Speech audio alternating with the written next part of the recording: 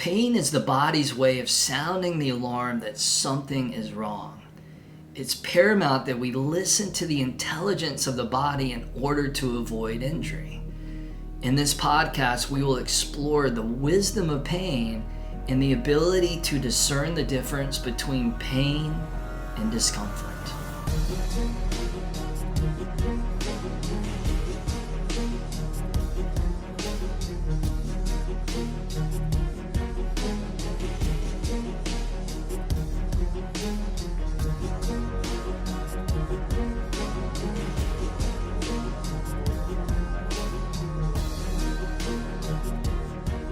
Hey guys, thank you for watching this video. Make sure that you press subscribe and to click on the link to get 3 amazing classes, power yoga, yin yoga, and meditation to increase that strength, flexibility, and calm. All right, let's jump into the video. Hey guys, welcome to episode number 84 of the Be Ultimate podcast, working with pain and yoga. And really not just yoga practice, but any form of fitness, athletics, or exercise. What we are going to dive into on this week's episode is totally applicable and accessible. Do me a favor, if you're listening on Apple Podcasts, subscribe, rate, and review the podcast. Always greatly appreciated. If you're watching on YouTube, drop me a comment, hit that thumbs up button, and shout me out. Always greatly appreciate it. And it's an honor to get to reconnect every week as we explore all sorts of different topics that are in alignment with that word ultimate, which means the best imaginable of its kind, the best that you can be physically, mentally, emotionally, and spiritually. So this week's episode was really inspired by a message that I often get. And that message is from people that are asking me, Travis, how do I work with pain? How do I deal with an injury that has arisen in my yoga practice? And it's really tough to get those messages, to be honest with you, because it's hard to know unless you're working with somebody one-on-one exactly what's going on with that particular individual. It could be a million different things. It could be the result of a zillion different factors. For example, it could be muscular in the tissues of the body, or it could be something more skeletal, and how we approach a muscular injury and how we approach skeletal misalignment injury are totally different. So I often refer people to check in with their healthcare provider, but with that said, this information that I want to share with you hopefully will be useful for you to think about in the back of your head and really throughout the lifetime of your yoga practice and other movement modalities to really bring wisdom to this idea of pain. Now, what could cause pain? Well, one, we live in a human body. And sometimes people even get injured in their sleep. It doesn't even have to do with a vigorous form of fitness and athletics like we might think it is. People get injured in their sleep. I know that I've been injured in my sleep. There was actually several weeks ago, I woke up and my neck was completely thrown out of balance. It was the weirdest thing. The night before, it was totally fine. And the next day I woke up, I could barely turn my head to the right. And it was scary. But what I went on to find out was that my atlas at the very top of the neck and the base of the skull had gotten completely out of whack. So I had to go see a chiropractor. Luckily, I have a good friend, Dr. Jeremy Brook, here in Los Angeles, who got me back up and running.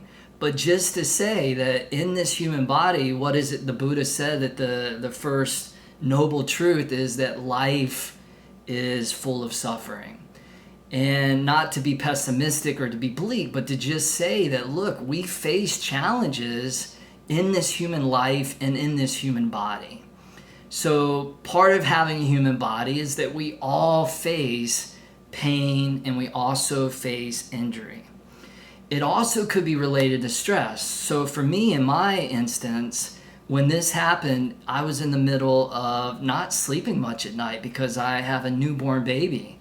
And so my sleep was way lower than it usually is.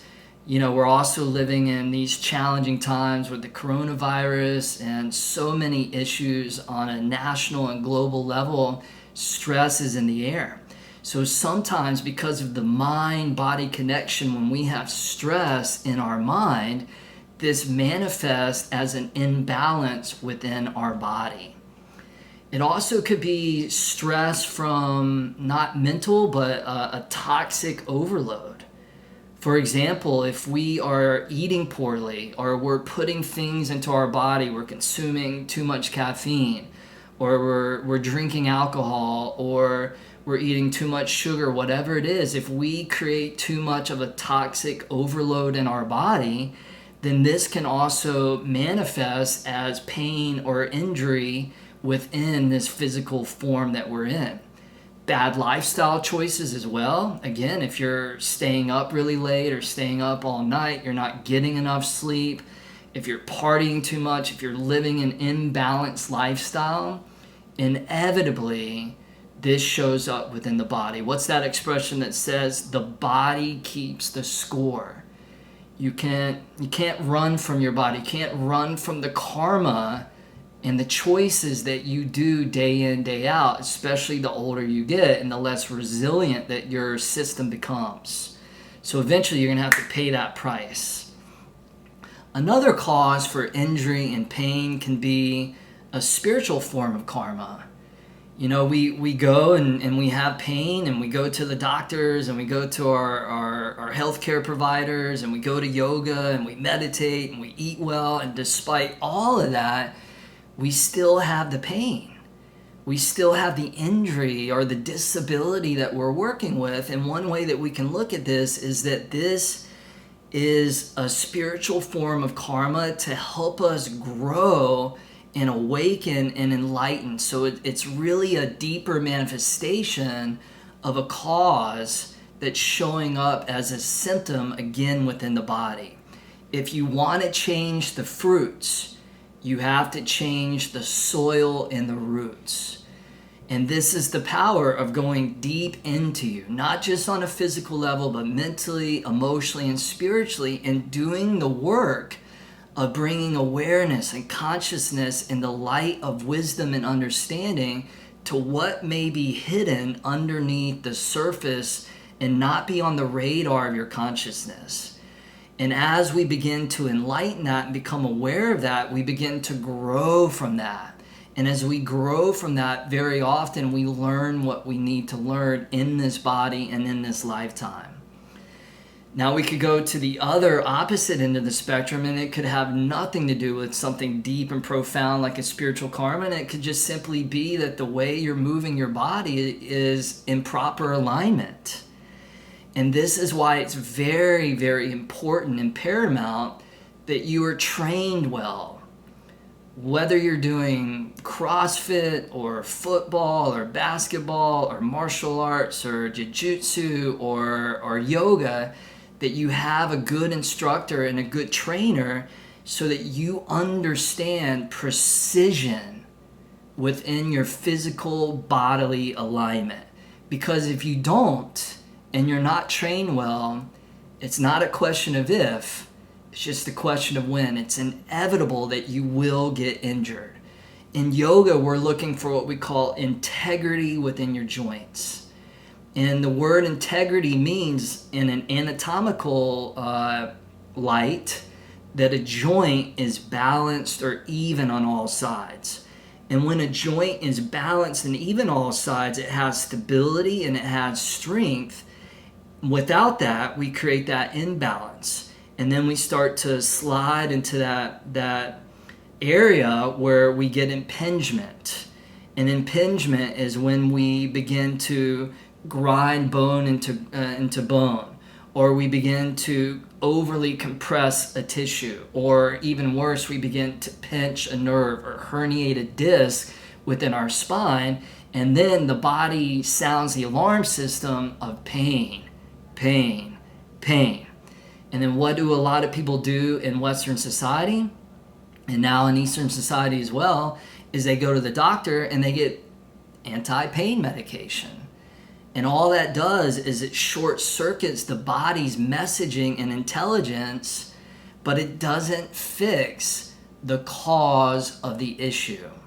So that pain that we experience is there for a very good reason, and it's nature's way of warning you that something is wrong.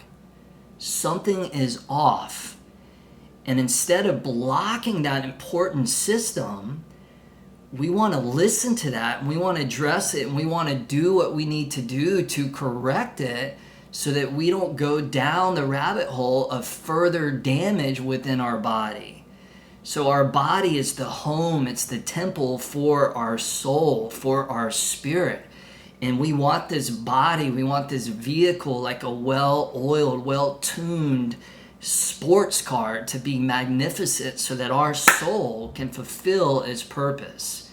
This is why it's important to take care of your body through yoga and exercise, good lifestyle choices, and eating well.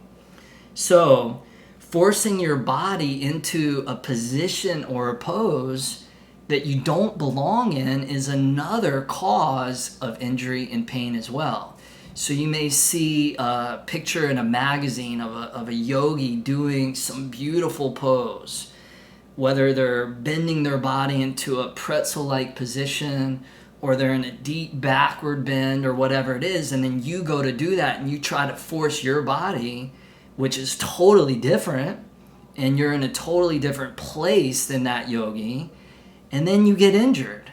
And by the way, a lot of those yoga models are chronically injured as well, because they go and they do these shoots and they have to hold these poses for way longer than they're supposed to. Those poses that they're holding, whether it's a deep backward bend or a handstand or an arm balance or an inversion, is a yang-like pose. And if you hold a yang-like pose for longer than a minute and a half or two, and very often they're holding it for several minutes or longer, then you are bringing a yin-like quality to a yang-like pose, which never ends well. So we never want to hold a pose too long unless it's a relaxing seated pose like a yin yoga posture. And this is how we damage the connective tissues. Now, on a side note, football players that are pounding up against each other in any sport that's high contact, whether that's fighting or martial arts or boxing, football, a lot of times in those sports, when you do that long enough, you start to damage the tissue structure in the body. You start to damage the connective tissues and the deep fascia. And once those tissues go, everything else in the body begins to deteriorate. So it's so important that we take care of the tissue structure in our body, which is why I'm a big fan of the practice of yin yoga. Yin yoga is unparalleled in its ability to bring medicine to the fascial matrix within our body. So if you're not practicing yin yoga, highly recommend that you check it out. And I have free classes on YouTube, or you can always go to my site, Interdimension TV. I have yin programs that you can check out that will keep you occupied for years to come. So this brings into the discussion the factor of the ego, right? Because very often the biggest cause of an injury in yoga is our own ego, where we get competitive or we get comparative. And I see this all the time. I've been teaching for over 15 years, and I've seen brand new students come in, especially these big, muscular, strapping dudes, and they think they're tough, and they think they're really, really strong, and they come to yoga, and there's, you know, some skinny dude or some beautiful skinny girl or whatever it is, and they're rocking out the yoga practice, and they start competing with them, and they start going into deeper variations of the posture than they are ready for. And then they get injured. They get hurt. They also get their world rot because they had no idea how athletic yoga can be, especially if it's a power yoga practice. We've all heard that expression, no pain, no gain. And that expression and that program has been jammed down our throats, especially if you are anybody that's athletic. No pain, no gain. Got to get the pain to get the gain. And although there is a kernel of truth within that, we're going to get into that a little bit later, where we talk about the difference between pain and discomfort. But before we get to there, I was doing a form of yoga called Ashtanga yoga, which many of you might be familiar with. By the way, if you hear construction in the background, I'm stuck at home. It's coronavirus, and they're doing construction next door, so don't mind that. But I'm doing Ashtanga yoga, and there's this one pose where you stand on one leg, you lift the other foot up, and you bring it high to the top of the standing leg. So you bring it high to that top thigh, and then you reach one arm around, and then you grab that foot. So you're in this bind, standing on one leg, and then you fold over. And I was so determined to do this posture that I completely jacked my knee up, because I got my ego in the way. So when I talk about the ego getting in the way, it's not a judgment against other students, because I've seen that within my own practice as well. And I had to stop doing Ashtanga yoga. And my knee was jacked up because I was dealing from an old injury of getting hit by a car for several weeks. So that was my knee speaking to me through pain. I didn't listen, and therefore I had to deal with the karma or the consequences of that. Another cause of injury is improper physical adjustment by a teacher when we go to yoga. There's great teachers out there that are very well trained, and there's also a lot of teachers out there, especially now that yoga's gotten so big and so popular, that aren't as well trained. An example may be if you're in a seated forward bend and you're folding over. If the instructor comes and they place their hands behind your heart, so the upper back, and they push there, that's an improper adjustment. That adjustment should only be executed from the low back of the sacrum. And you push on the sacrum with awareness, with gentleness, to gently guide the student. But if you start pushing in the middle of the spine, then you can create a lack of integrity in the vertebra of that thoracic spine, and therefore you have impingement.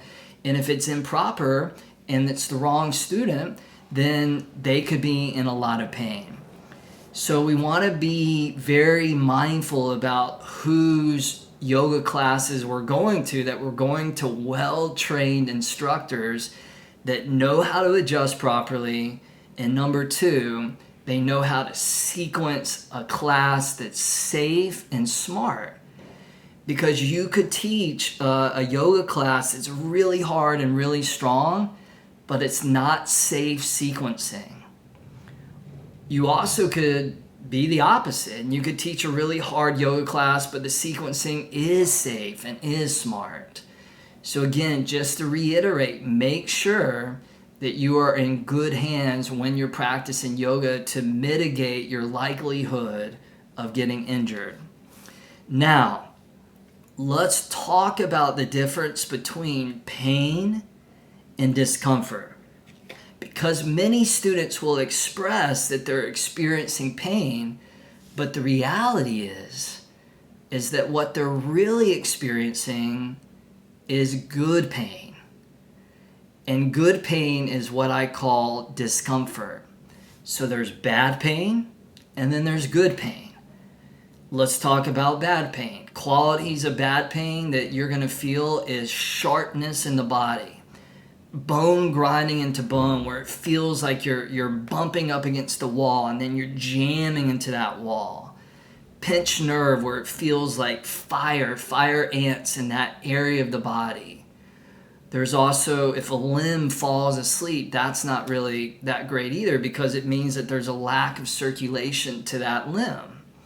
Those are all qualities of bad pain. Usually it's sharp and it's intense, Because again, the body has its own way of intelligently telling you and warning you and sounding that alarm, this is not right.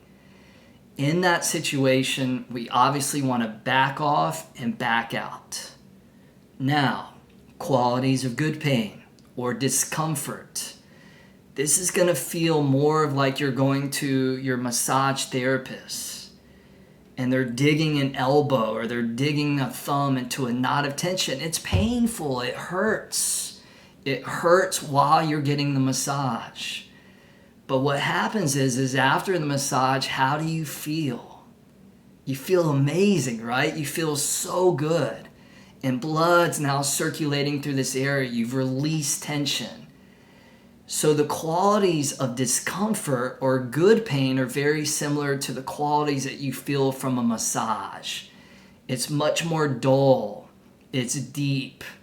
It's more sustainable.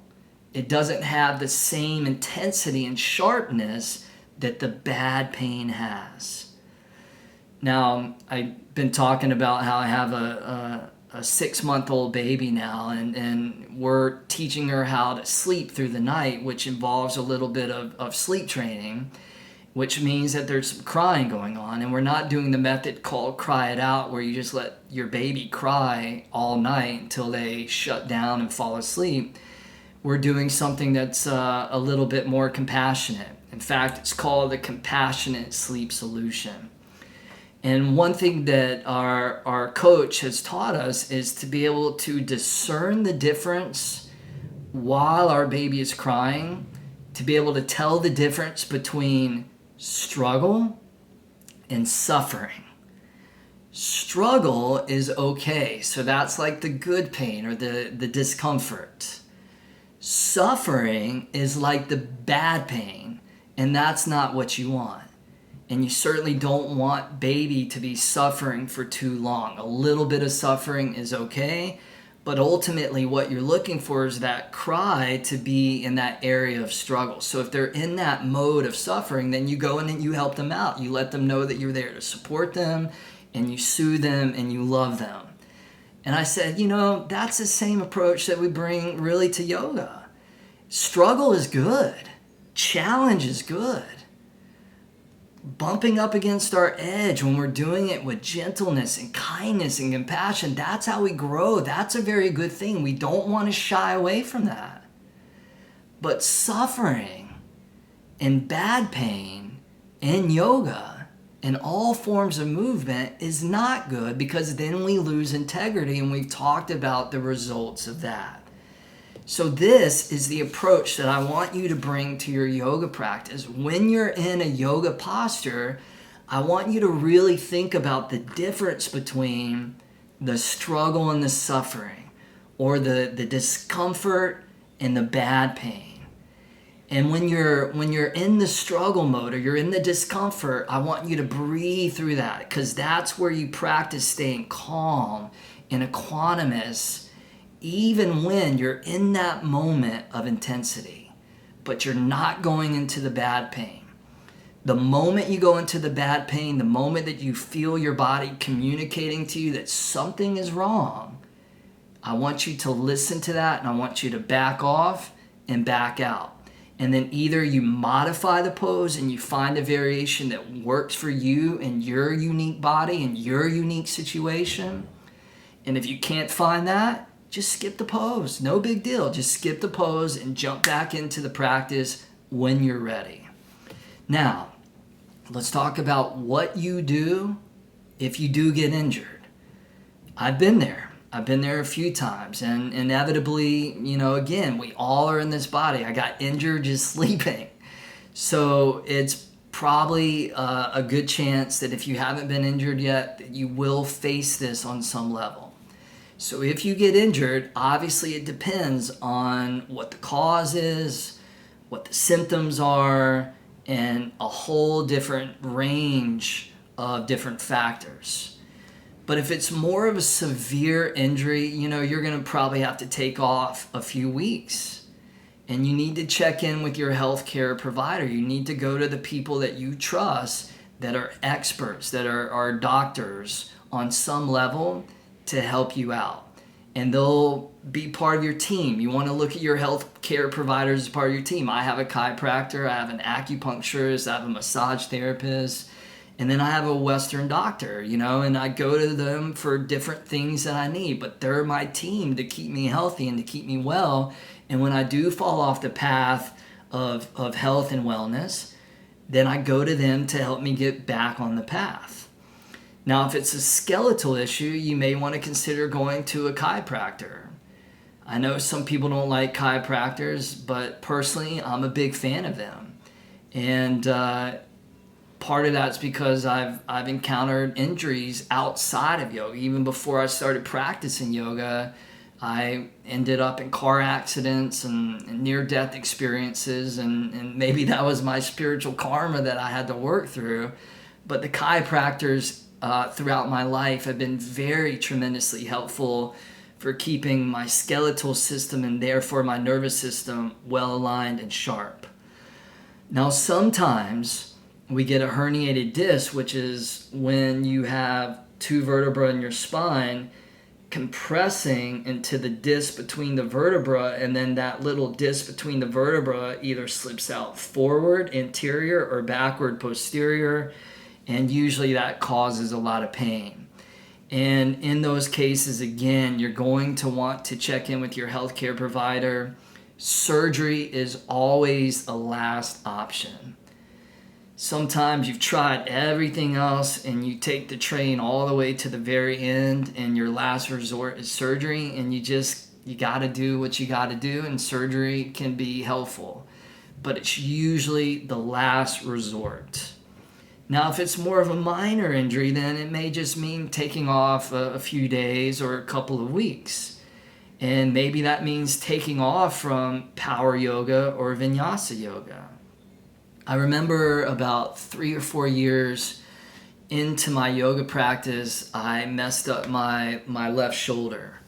And again, I broke this shoulder when I was a kid wrestling. So I think the yoga and doing vinyasas improperly, where you're in plank pose, you lower down, come into cobra or up dog, I was doing that properly. What a lot of people don't know is that when you lower down from plank, down to chaturanga, or down to your belly, you really want your weight to be forward.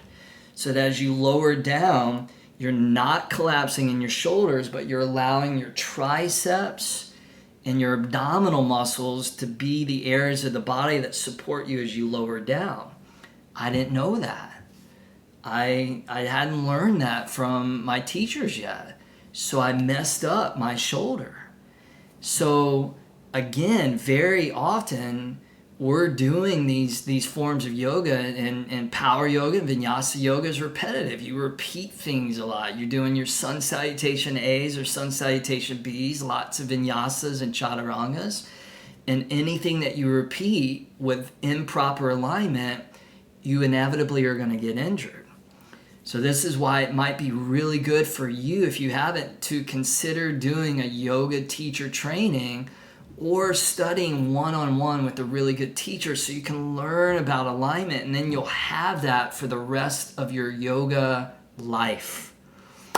So if you get injured, you may take a few days off or a couple of weeks, and you may want to shift from power yoga to more of a yin yoga practice, or gentle yoga, or restorative yoga. If the injury is really severe, then you may want to just focus more on meditation and pranayama. That's the great thing about yoga, is there's so many different aspects and dimension to it that there's always something for you. Even if you're in the hospital, you can focus on just breath. You can focus on breathing. They say that if you can breathe, you can do yoga. So you adjust and you adapt accordingly. Now, ultimately, the more present that you are while you're practicing yoga to the language of bodily sensation, the less likely that you are to get hurt. It's when we're not listening to the body, or we start listening to that voice of ego, that we get into trouble, or we're thinking about other things in our yoga practice. So again, while you're doing your yoga, really focus on your yoga. When you do yoga, just do your yoga. Don't think about conversations you had yesterday. Don't think about things you got to do tomorrow. Focus on your yoga. This is called ekagrata. Eka is one, grata is pointed. You want the one pointed mind, not a multitasking mind that's diffused and all over the place like the monkey mind, but the mind that's like a laser. And the laser's focusing on the physical sensation that your body is speaking to you.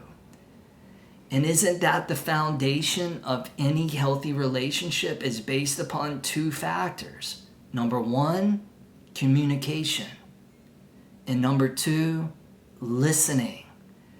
There's no question that your body is communicating and speaking to you, not just every moment of your yoga practice, but also every single moment of your life. The question is, are you listening? Are you really, really listening? Or is your mind so busy and so noisy and there's so much chitter chatter and so much distraction that you're not listening to this brilliant, magnificent intelligence and language that your body is broadcasting to you? So in yoga and meditation, we learn to quiet down the mind. We learn to turn down the volume of noise so that we can come back to that elegant simplicity of what it is that the body is speaking, moment to moment to moment. And the more attuned that we are to that language, the more attuned that we are to our feelings and sensations, the less likely that we are to experience the bad pain. All right, you guys, I hope that this information is helpful. I hope that you have some takeaways to take your practice to the next level. As always, thank you for tuning in. If you found this material to be of value, to be helpful, share it with your community. Remember to subscribe, support the podcast, rate it, review it. Greatly, greatly appreciate it. Now, let's finish with the ultimate prayer. May we bring strength where there is weakness. May we bring courage where there is fear. May we bring compassion where there is suffering.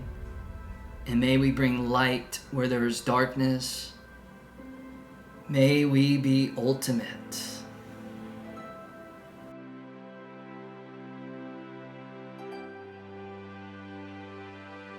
Hey guys, I hope you enjoyed this video. Make sure that you click subscribe and also click the link to get those 3 amazing classes: power yoga, yin yoga, and meditation.